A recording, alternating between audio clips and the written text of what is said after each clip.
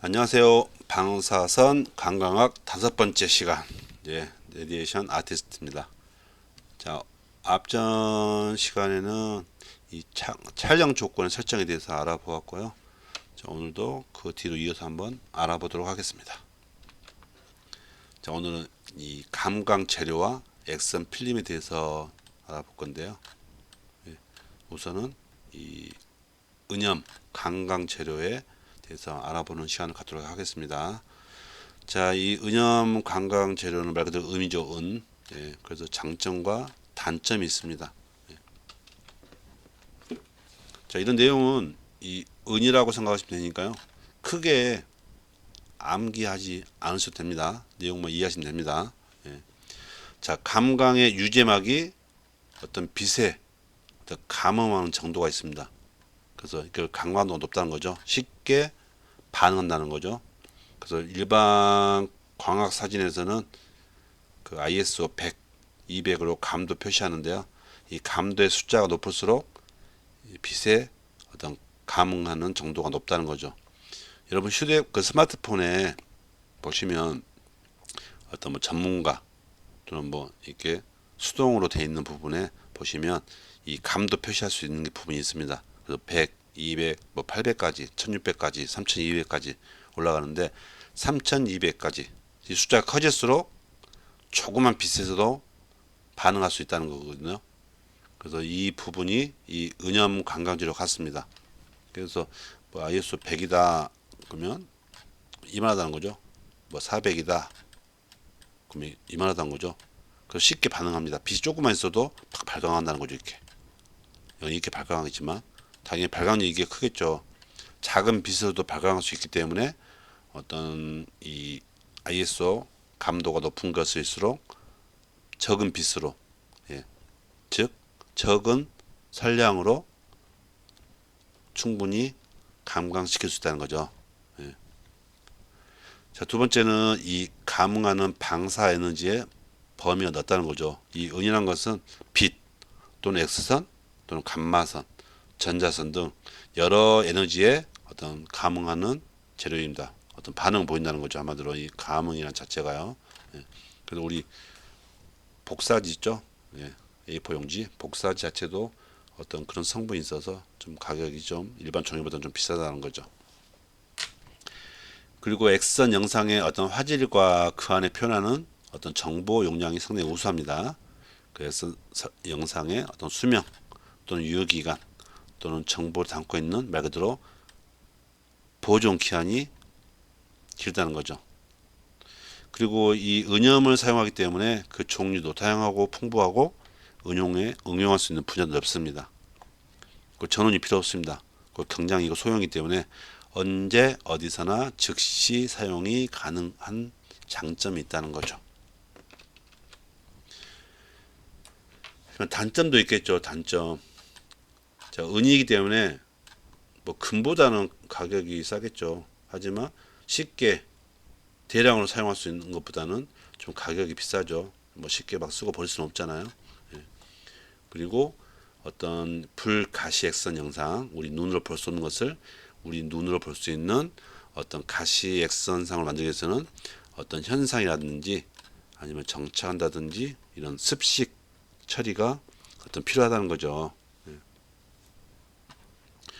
그리고 이 불가시 액선상이기 때문에 즉시로 볼 수 있는 것은 아닙니다. 아까 장점에서 다시 볼까요? 즉시 사용이 가능하다. 이 부분은 사용이 가능한 것이 즉시 볼 수 있다는 소리는 아닙니다. 자, 그리고 감광도가 높기 때문에 어떤 빛이나 방사선에 민감하고 어떤 압력, 또는 마찰, 화학 물질에 민감하게 또 그 섬세하게 반응합니다. 그래서 여기 보시면 뭐 가격이 비싸다. 할로겐 원소하고 은을 화학적으로 결합시켜 만들기 때문에 가격이 높아질 수밖에 없고요. 다시 말하면 이걸 보기 위해서는 즉시 볼 수 없기 때문에 어떤 현상적 정착 과정을 거쳐서 관찰이 가능할 수 있다는 거. 그리고 여러 개의 반응을 보기 때문에 어떤 빛이나 어떤 방사선도 조심해야 되고요. 어떤 압력. 그래서 눕혀서 보관하면 안 되겠죠. 필름 자체는 눕히면 어떤 압력에 의해서 어떤 반응이 또 있기 때문에 또 정전기 이런 부분도 많이 조심해야겠죠.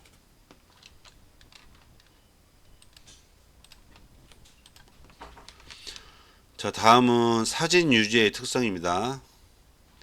자, 사진 유지는 영상을 기록하는데 사용하는 어떤 아까 말한 대로 은염을 이용해서 이런 감광성을 띤 기본 재료이죠. 그래서 이것을 이런 젤라틴 용액 속에 미세하게 이런 할로겐이나 은 입자를 분산시킵니다. 아까 은염이 떠 있죠? 은염을 어떤 할로겐화 아니면 할로겐 원소하고 더해서 이것을 미세하게 분산시킨 거죠. 그래서 이걸 감광성 염의 유제란다. 유제, 에뮬리션, 유제라 부르죠. 그래서 이 젤라틴의 역할도 상당히 중요한 역할을 합니다. 예. 이 유제는 이 감광 재료의 종류에 따라서 어떤 할로겐화 은의 조성이나 함유량, 결정 형태, 어떤 분포 등이 각각 다릅니다. 그래서 할로겐 원소 중에 어떤 브롬 아니면 염소 또는 요오드 또는 플로르 아니면 아스탄틴 이런 5개 중에서 이 은과 결합해서 할로겐화 은으로 사용되는 것은 주로 이 브롬, 염소, 요오드 이 3가지를 사용하죠. 그래서 이 3가지에 대해서 계속 말씀드릴 겁니다. 이 플로르 같은 것은 용해성이 있지만 사용하지 않습니다. 예, 그래서 3가지 브롬, 염소, 요오드. 예. 자, 이 브로마 은 같은 경우는 사진 유제 시에 이 브로마 은 가장 많이 사용하는 할로겐화 은입니다. 이 가시광선 영역에서 보통 이 480 나노메타의 최저 감도와 어떤 430 나노메타의 최대 감도를 가지고 있고요. 하지만 단독으로 사용하지 않습니다. 1에서 10% 정도의 요오드화 은을 혼합해서 요오드 브로마 은으로 사용합니다. 그래서 이것은 어떤 유제의 감도를 증가시키고 어떤 스펙트럼 감도를 어떤 변화시키는 역할을 하게 되겠죠. 그래서 단독 사용보다는 요오드화 은과 혼합해서 사용하면 더 좋다. 이 부분 또 뒤에 나오니까 지금 내용 알고 계시면 좋을 것 같습니다. 그 다음에 염화은입니다. 염화은. 염화은은 입자가 작기 때문에 감도도 낮습니다. 당연히 이런 단점이 있죠. 그래서 보통 엑선 필름용으로는 사용하지 않고 어떤 인화지나 또는 확대용 필름에 많이 사용하고요. 그리고 이 염화은은 다른 어떤 할로겐은보다 신속하게 현상되고 정착되는 장점도 있습니다. 그래서 이제 브롬과 같이 혼합해서 사용하겠죠. 그다음 요오드화 같은 경우는 이 브로마 은이나 염화 은 중에 하나 혼합해서 사용하는데 가장 좋은 것은 이제 이 브로마 은과 혼합해서 쓰는 게 가장 좋겠죠. 그래서 이 브로마 은과 함께 사용될 때는 어떤 감도도 증가하고 스펙트럼 감도가 파장 쪽으로 넓어집니다. 그래서 요오드화는 정착 과정에 시간이 많이 늘어나고 어떤 화학적 특성으로는 어떤 단독으로 사용할 수 없다는 어떤 단점도 있죠. 그래서 이 각각의 어떤 특성이나 장단점에 대해서 한번 알아보았습니다. 자, 할로겐화 은의 어떤 크기와 조합을 보면 이 할로겐화의 크기 여기서 좀 암기가 좀 필요하겠습니다. 자, 할로겐화의 결정 입자의 평균 크기는 1에서 1.5 마이크로미터입니다. 그리고 이 결정계는 이 은과 할로겐화 은이니까요. 할로겐과 은으로 나눠지는 거죠. 그래서 은이온과 할로겐 이온이 서로 어긋나게 이제 배열된 식염형입니다. 식염, 소금이죠, 소금. 그리고 입방 격자입니다. 이 모양이죠. 그래서 면심 입방 격자 또는 증축 전개. 자, 식염이니까 염화나트륨이겠죠. 자, 이런 형태로 지금 그림처럼 나타납니다. 그래서 이렇게 뭐 하나는 할로겐 이온, 하나는 뭐 은이온 이렇게 구성되겠죠. 또는 사각 형태의 어떤 면심 입방 격자의 결정형을 가지고 있습니다. 그리고 이제 할로겐의 분자량 크기는 이것은 암기를 하셔야겠죠. 예, 분자량 크기입니다. 분자량 이 크기. 자, 요도안이 가장 크고요. 그다음 브로마은, 염화은, 예, 이 순서가 가장 큽니다. 뭐 플로러 중은 하지 않아도 되고 이 세 가지는 반드시 좀 알고 계시면 좋을 것 같습니다. 자, 이번엔 감도입니다. 감도.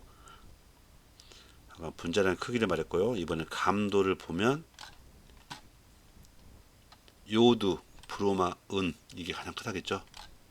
하필이면 가장 좋다겠죠. 그 다음에 브로마, 은, 그 다음에 염화, 브로마, 은, 그 다음에 염화, 은, 예, 그 다음에 요드와 은 이 순으로 어떤 감광성에 대한 감도가 좋고 이 결정의 크기는 당연히 크고 불균등하게 분포되어 있습니다.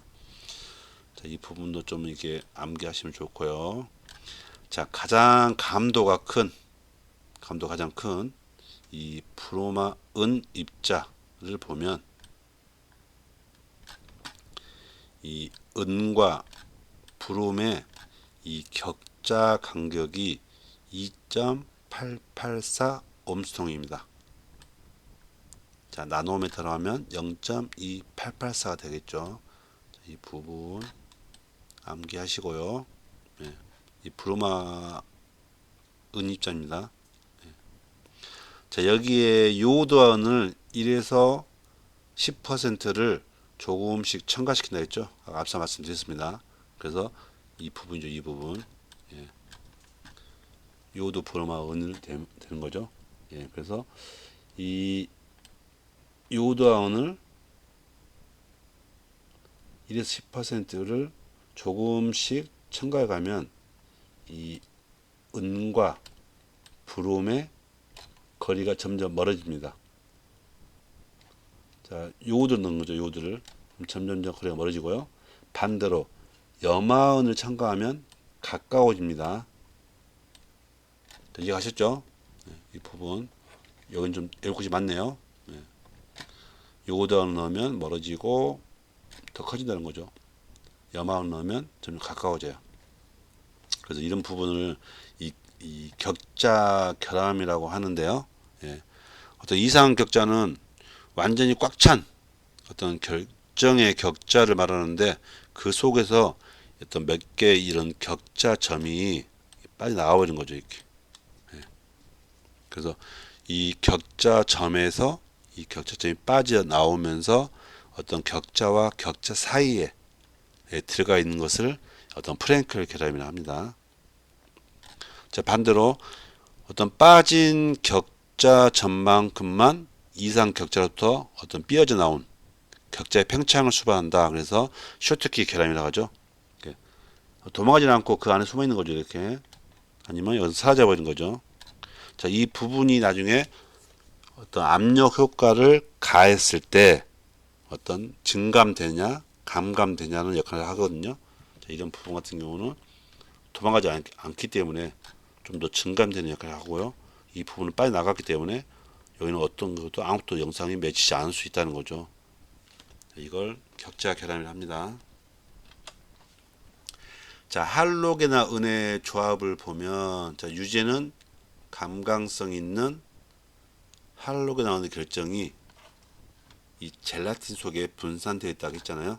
그래서 그 올료은이 질산입니다. 질산 AgNO3 이 질산은과 조합되어서 어떤 할로겐은의 미소 결정을 숙성시켜서 크게 만들어주는 역할을 한다는 거죠. 자, 그 다음에 분광 감도인데요. 자, 유제 분광 감도는 스펙트럼 감도 또는 감색성이라고 합니다. 그래서 이 유제가 반응하는 전자파 스펙트럼의 파장 범위이면서 이 유제가 잠상으로 기록되는 어떤 전자파 파장의 범위로 간주되는데 보통 스펙트로그램 또는 유제의 비감도를 가장 적절하게 측정하는 방법이 이 유제의 분광 감도를 할 수 있겠죠. 예. 그래서 스펙트럴 센시티비티라고 하죠. 그래서 이 분광 감도는 보통 네 가지 타입으로 구분할 수 있습니다. 자, 첫 번째 네글로 타입이라고 하죠. 네글로 타입 많이 들으셨죠? 정색성이 아닌 비정색성입니다. 네글로 타입이기 때문에 비정색성 또는 단색성이라고 표시합니다. 그래서 이 청색 감성으로 어떤 이 청색광 이하에서 이 단파장 광의 어떤 감광성 있는 필름으로 뭐 가시광선 파장이 한 400에서 700 나노미터. 그래서 보통 이런 네글로 타입은 400에서 500 나노미터의 파장을 가지고 있고요. 이 텅스텐산 칼슘 증감지나 아니면 청색 형광을 방출하는 히토리 증감지 또는 자외선 형광을 방출하는 증감지하고 결합해서 사용합니다. 예. 그래서 주로 복사용 필름이라든지 아니면 흑백 네가티브 프린터용 또는 포지티브용 필름 또는 엑스레이 필름에 사용되고요. 안전광은 이제 등적색입니다. 등적색 누런빛을 띠는 짙은 붉은색을 등적색을 합니다. 이 빛에서는 감광이 되지 않기 때문에 암실 작업 시에 이런 등적색의 어떤 등을 켜놓고 작업할 수 있다는 거죠. 그래서 필름의 색깔을 보면 약간 연한 녹색, 예, 그 정도의 색깔을 갖고 있습니다. 밝은 색에서 봤을 때는요. 다음 이제 오소 크로매틱 타입, 즉 정색성이 난다. 아까는 비정색성이었죠. 이번 정색성. 따로 그냥 쉽게 말해서 그냥 오수 타입이 하거든요. 오수 타입. 그래서 이 필름을 보면 약간 그냥 필름을 밝은 데서 보면 연보라색의 색깔을 보여줍니다. 그래서 이 녹색 감성으로 어떤 녹색에서 황색까지 어떤 감광역을 넓힌 필름인데 이 짧은 정색성과 어떤 중간 정색성 또는 긴 정색성으로 유제가 구분되고 어떤 증감 색소의 선택에서 결정지는데 이 스펙트럼의 범위는 400에서 600 나노미터의 파장 그리고 녹색 형광을 방출하는 히토류 증감지하고 결합해서 사용하며 어떤 모니터 사진 촬영이라든지 간접 X선 촬영이라든지 아니면 영화용 필름에 사용되고요. 이 안전광은 좀 더 짙은 붉은색입니다. 예, 농적색이죠. 아까 네글로 타입은 등적색 그리고 오수 타입은 농적색으로 안전광을 사용할 수가 있습니다. 다음에 판크로매틱 타입인데 전 정색성 또는 범 정색성이라 표시합니다. 그래서 청색에서 어떤 적색의 일까지 점 파장력의 어떤 감광성 있는 필름이겠죠. 자, 스펙트럼의 범위는 400에서 680, 좀 더 올라갔죠. 더 넓어졌죠. 자, 이 부분도 마찬가지 증감 색소에 의해서 어떤 장파장 영역까지 감도가 높도록 개선시킨 부분이고요. 어떤 주광에 대해서 감색성이 있고 황록 부분에 높은 감도가 있는 오소 판크로매틱 필름 또는 등적색 파장력에 특히 감도가 높고 어떤 텅스텐 전구광에 의해서 촬영에 유리한 슈퍼 판크로매틱 필름도 있습니다. 그래서 이 판크로매틱 타입은 고감도 네가티브 필름이기 때문에 안전광은 사용할 수 없습니다. 아예 불 끄고 해야겠죠. 네. 다음에 인프라레드 타입인데 인프라레드가 적외선이죠. 예, 적외선 중 필름. 그래서 어떤 청색광과 적외선 광의 어떤 강감성이 있고 스펙트럼 범위 당연히 넓겠죠. 그래서 촬영 시에는 어떤 적외 필터를 사용했고 이 적외광 이외에는 단파장을 차단해서 어떤 적외 분광 증감 색소는 분해하기 쉽고 또 유효기간이 짧기 때문에 일반 시판용으로는 사용할 수 없습니다. 그래서 항공 사진이라든지 어떤 감식용 또는 과학 사진용으로 사용됩니다. 그래서 중요한 것은 네거 타입과 오수 타입에 대해서는 좀 자세히 알고 계셔야겠죠. 그래서 이 전자기파의 주파수 및 파장 분류입니다. 그래서 이 감마선은 이 부분, X선은 이 부분, 자개선은 이 부분, 적외선, 마이크로파, 라디오파 이 부분들, 예. 이 부분 쪽은 파장이 어디에 있는가? 예. 12의 마이너스 8승 같은 경우는 뭐 자외선이다. 그다음에 뭐 10의 10승은 엑스레이다. 이 부분. 이 그림만 좀 잘 알고 계셔도 한 문제를 맞을 수 있을 겁니다. 이거 거의 뭐 X선 또는 뭐 파장 이런 관련돼서는 반드시 나오는 내용이기 때문에요. 이 부분은 반드시 알고 계셔야 될 것 같습니다. 자, 그다음에 분광 증감과 그의 증감 방법이 있는데요. 자, 분광 더 증감시킨다는 거죠. 그래서 연료라든지 색, 광학 증감이 있는데 이런 할로겐은 고유 관광 파장력인 어떤 자외선이나 청색광에도 관광시 안 되는데 네그로 타입의 어떤 증감 색소를 첨가시켜서 이 감광력을 더 높이는 것을 말합니다. 그래서 주로 사용되는 색소는 어떤 시아닌 색소와 멜로시아닌 색소가 사용됩니다. 그래서 증감 색소를 첨가해서 감광력을 더 증감시킨다는 역할이죠. 그 색소는 이 시아닌 색소와 멜로시아닌 색소가 있다. 이 부분 알고 계실 거고요. 이 할로겐은 입자 표면에 부착해서 빛을 흡수해서 이 들뜬 상태가 되게 만듭니다. 그래서 분광 증감이라고 하죠.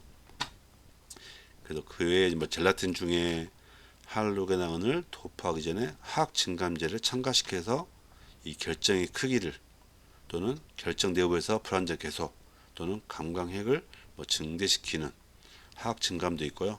그다음에 이 화학 증감에는 뭐 황화 증감, 환원 증감, 금 증감도 있고 뭐 광전 효과, 컴퓨터 효과, 전자 쌍생성을 이용한 이런 여러 가지 방법도 있겠죠. 이 부분은 그냥 이런 것도 있구나 하면 알고 계시면 될 것 같습니다. 자, 이렇게 오늘도 그냥 그 증감 또는 분광 이 부분에 대해서 한번 이야기해 봤습니다. 그래서 내용을 다 외우시는 않고 제가 아까 외우시는 부분만 그 부분만 알고 계시면 될 것 같습니다. 자, 오늘도 수고 많으셨습니다.